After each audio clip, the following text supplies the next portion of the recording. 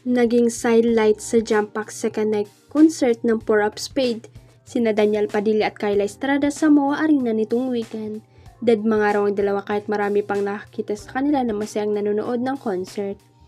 Nakatayo lang ang Kyle sa gilid ni Director Technical Booth malapit sa main entrance ng arena sa likod ng pinakadulong upuan. Komento nga ng mga taong nakaupo malapit sa kinaroroonan ng dalawa, hindi raw sila makapag-concentrate ng bonggang-bongga sa pagkikinig at panunood sa Evos dahil nakatutok din sila sa lambingan ni Daniel at Kyla. Siguro nga marami ang naaliw at kinilig sa dalawa kaya patagong kinuhanan nila ng video ang nachichikang magjowa. Kaya naman hindi nakatakatakang nagtrending ang mga reels sa social media kung saan ay makikitang sinasabayan pa ng dalawa sa pagkanta ang sikat na banda. Nasa likuran ng aktres si Daniel, may eksena pang panay ang topic ng aktor sa balikat ni Kyla. Hitsurang binalik na Andrea Brillantes ang summer kahit ilang araw na lang ay Pasko na. Paano naman kasi pinainit ni Andrea ang online world sa pagbabalandra niya ng super sexing body.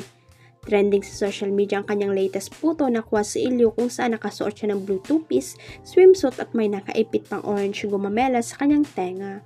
Ang ganda ng kuwang iyon ni Andrea, lutang na lutang ang kanyang kaseksihan sa suot na asul na swimwear dahil sa napakagandang sunset sa may dagat na background niya. Halos pare-pareho ang komento ng netizens sa Andrea na raw talaga ang marimar ng mga Gen Z. Maraming ang fans na actress at casual ang kinakalampag ang TV5 na gawin na ang remake ng Marimar.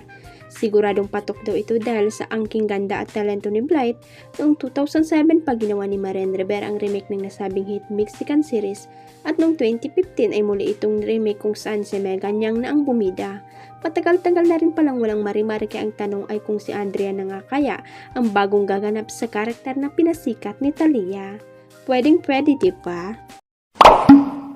Huwag kalimutang i-click ang subscribe button at i-ring ang notification bell para sa latest at legit chika updates.